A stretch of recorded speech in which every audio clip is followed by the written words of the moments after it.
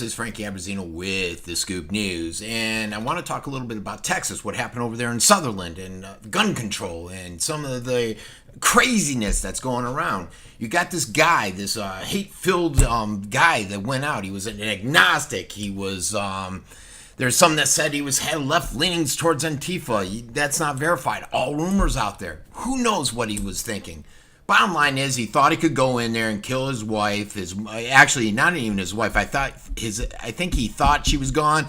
It was more towards her parents, which he was feuding with, and he ended up killing his wife's grandmother at that church, in addition to 26 others. And it's funny, you keep hearing that only 26 people died. It was actually 27.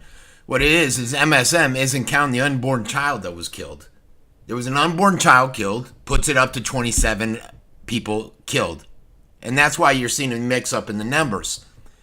So you got this guy that's on the screen, law-abiding citizen. He went through the process. He got a gun, and guess what? That gun helped this guy, this NRA instructor, to use an AR-15, the same gun that this idiot had, to go out there, shoot him twice, and stop what could have been even further bloodshed. And so you hear a lot of people saying gun control, gun control, gun control. All gun control does is stop innocent people from getting guns in their hands. The criminals are still going to get the guns, folks. Just look at Chicago. Toughest gun control around. The citizens that are honest, decent folk can't get a gun to protect themselves. But that doesn't matter to many people. It doesn't matter at all. The anti-gun crowd, they're out there. They want tougher gun laws. But you know what? There are tough gun laws in place now. And guess what? They failed. They failed big time.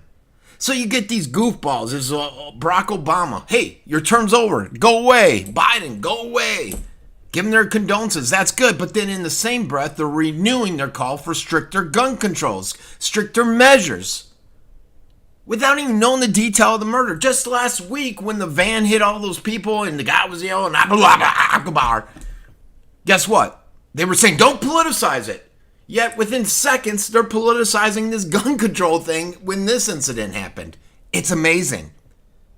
Many other Democrats are chiming in with a bunch of nonsense out there, a bunch of craziness, a bunch of ridiculousness, wanting tighter gun controls. What, so that this guy, Stephen Welford, couldn't have a gun to stop this insane, crazy person from killing everyone? That's what the gun control is going to do.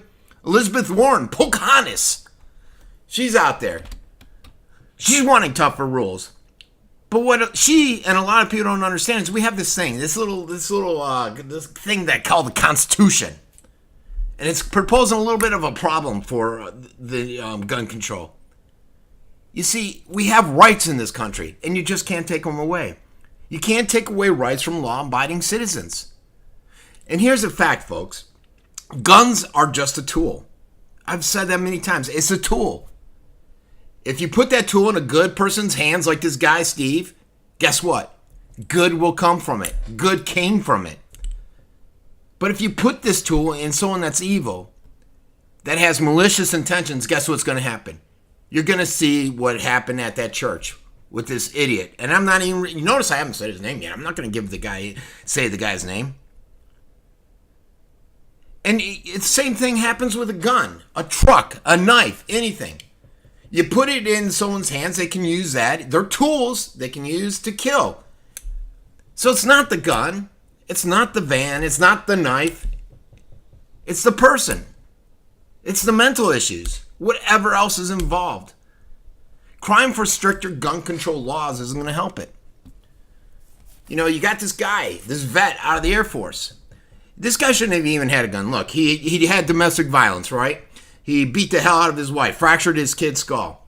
He served 12 months in confinement. The fact that he got out dishonorably doesn't mean he can't get a gun or anything like that. It was the fact that he was court-martialed. And for some reason, that was not communicated effectively. And that's where the system began to break down. And I believe the same thing happened with that idiot Dylan Roth, whatever his name was, 2 years ago, with his mass murder. So this guy, he went out and he purchased several weapons into San Antonio. He ran through the whole process and stuff. Nothing ever happened.